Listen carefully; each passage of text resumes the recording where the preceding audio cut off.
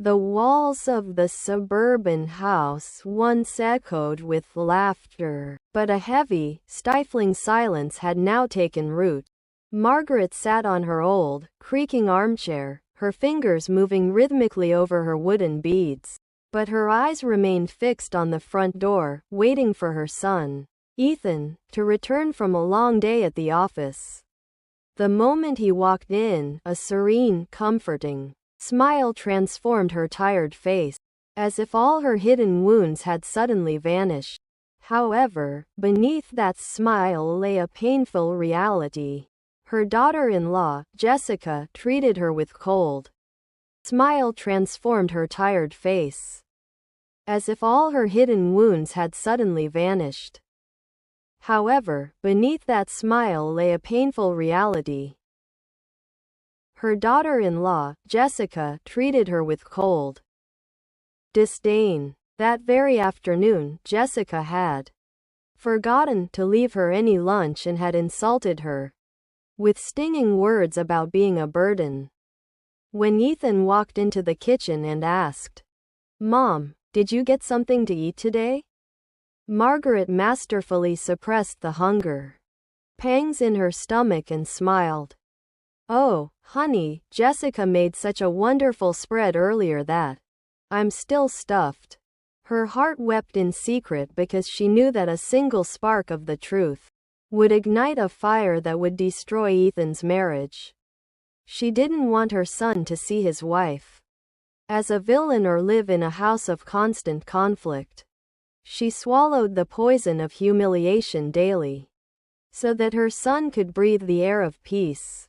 Her silence wasn't a sign of weakness, it was the strength of a mother who had sacrificed her pride at the altar of her son's happiness. Late at night, while the house slept, she would quietly drink a glass of water to numb the hunger and pray that Ethan remained happy, even if the price was her own dignity. However, beneath that smile lay a painful reality. Her daughter-in-law, Jessica, treated her with cold disdain. That very afternoon, Jessica had. Time marched on, but Jessica's heart did not soften. If anything, her bitterness grew more toxic, as she viewed Margaret as an intruder in her perfect life. One day, while Ethan was away on a business trip, Jessica decided to clear out the basement clutter and threw Margaret's old, cherished boxes into the driveway for charity. "This junk isn't staying in my house," she snapped. "If you want to live under this roof, you live by my rules. Otherwise, find a nursing home." Cherished boxes into the driveway for charity, she snapped. Margaret silently gathered a small frame containing a photo of her late husband and a hand-knit blanket, the only things she managed to save, and sat quietly in her room. When Ethan returned and saw the empty shelves, he was confused. "Mom, where are all your keepsakes?" Before she could speak, Jessica intervened. Margaret said she was ready to declutter. She told me she didn't want that old stuff weighing her down anymore. Margaret looked into Ethan's eyes, seeing the exhaustion of his career and his desire for a peaceful home. She didn't betray Jessica for a second. "Yes, Ethan, Jessica is right. I told her it was time to let go of the past." Ethan breathed a sigh of relief and kissed Mother's forehead, praising her for being so easygoing. Margaret knew that the truth would have sparked a war that might have ended in divorce. She hid every bruise to her spirit behind a mask of contentment. Every cruel word Jessica uttered was repackaged into a sweet compliment when presented to Ethan. This deception was her greatest act of love, where she erased her own suffering to shield the sanctity of her son's home. As age caught up with her, Margaret's health began to decline rapidly. She suffered from chronic chest pains and fatigue. But instead of taking her to a specialist, Jessica kept her burdened with demanding household chores, claiming it was good for her to stay active. One morning, Margaret woke up with a burning fever, her body shaking with chills. Jessica entered the room and barked, "Ethan is bringing clients over for dinner. I need you to prep the vegetables and stay out of the way." Margaret dragged her trembling frame to the kitchen. When Ethan arrived later and saw her pale face and bloodshot eyes, he grew worried. Quote, "Mom, are you okay? You look terrible." Margaret quickly adjusted her sweater and forced a chuckle. "I'm just a little tired from the excitement, honey." Jessica actually insisted I take a nap, but I told her I wanted to help out because I love being useful. Jessica stood in the background, stunned that the woman she had just bullied was once again acting as her shield. Ethan was convinced his wife was a saintly caretaker who encouraged his mother to rest. Margaret's body was breaking, but her soul was at peace knowing her son was proud of his harmonious family. She often wondered in the dark if Ethan would ever know how many thorns she had plucked from his path with her bare hands, but she quickly dismissed the thought. If he knew, it would break his heart, and a mother's purpose is to be the shock absorber for her child's pain. One evening, the couple hosted a high-profile dinner party. In Ethan's absence while he was showing a guest the garden, Jessica humiliated Margaret in front of the other women, mocking her slow movements and calling her the live-in help as a joke. Margaret felt the sting of the guests' pitying looks, but she kept her head down and continued serving. After the guests left, Jessica warned her, "You're embarrassing us. From now on, stay in your room when we have important people over." When Ethan returned to the room and asked how the evening went, Margaret smiled brightly despite the tears threatening to spill. "Ethan, your friends are lovely." Jessica managed the whole evening so perfectly that I felt like a queen just watching her. She even told me to go upstairs early so I wouldn't get overstimulated by the noise. Ethan beamed with pride at his wife's supposed thoughtfulness and gave Jessica a kiss. Margaret saw the spark of joy in her son's eyes and felt that her humiliation was a small price to pay. She believed that the peace of a home requires a foundation of sacrifice, and she chose to be that foundation. Jessica's behavior worsened, sometimes hiding Margaret's reading glasses or forgetting to pick up her heart medication, but every grievance was buried in the cemetery of the mother's heart. Every word she spoke to Ethan was a bomb of lies, even if those same words felt like daggers in her own chest. Margaret's condition finally became critical. She struggled to breathe and developed a persistent, racking cough. One night, she had a severe respiratory attack, gasping for air, but Jessica had shut the hallway door and turned up the television so the noise wouldn't disturb her sleep.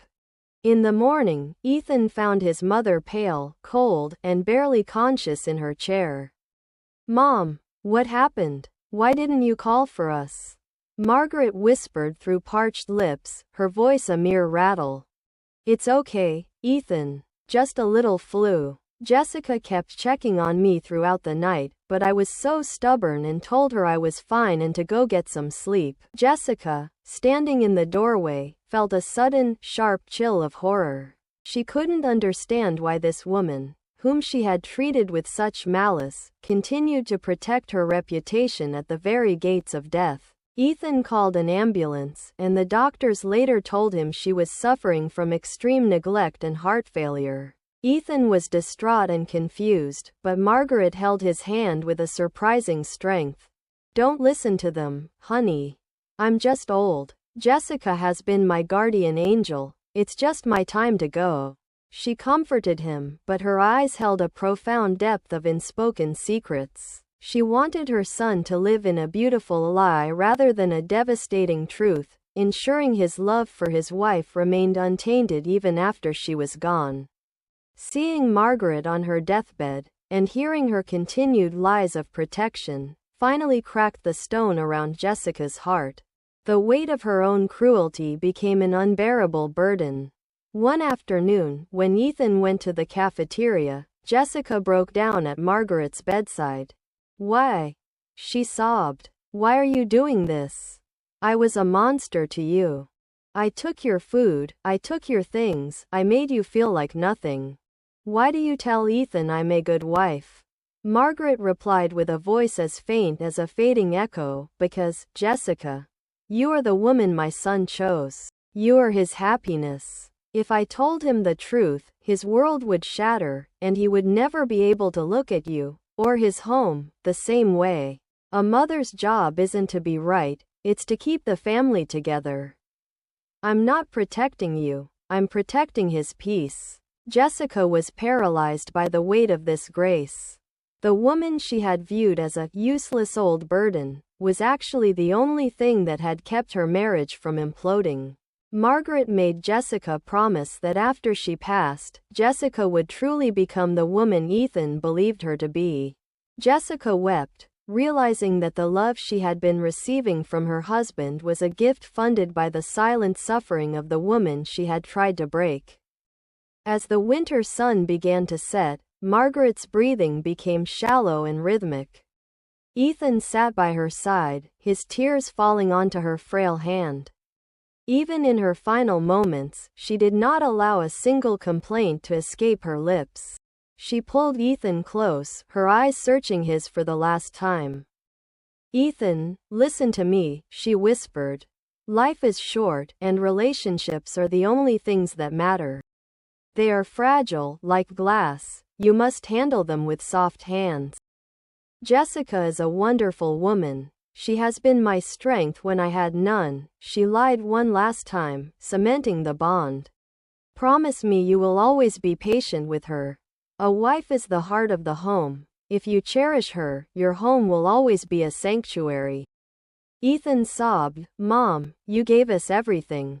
Margaret continued, never let a day go by without kindness. And Ethan, don't go looking for ghosts in the past. Learn to keep a veil over the faults of those you love. Not every truth needs to be shouted. Some secrets are meant to be buried so that the people you leave behind can keep smiling. Her voice faded to a whisper, but the wisdom of a lifetime was now etched into his soul. The sky turned a deep, bruised purple as Margaret's soul prepared to depart. She looked at Jessica one last time, a silent, piercing gaze that said, I have given you my son's heart, do not break it. Jessica nodded solemnly through her tears, a silent vow of total transformation. Margaret then squeezed Ethan's hand, took one last, peaceful breath, and closed her eyes forever. The room fell into a heavy silence, broken only by Ethan's cries. He felt as though the light of his world had gone out, yet he remained blissfully unaware that his mother had spent years in a private purgatory to ensure he lived in a suburban heaven. After the funeral, Jessica did not confess her sins. She realized that to tell him the truth now would be the ultimate betrayal of Margaret's lifelong sacrifice.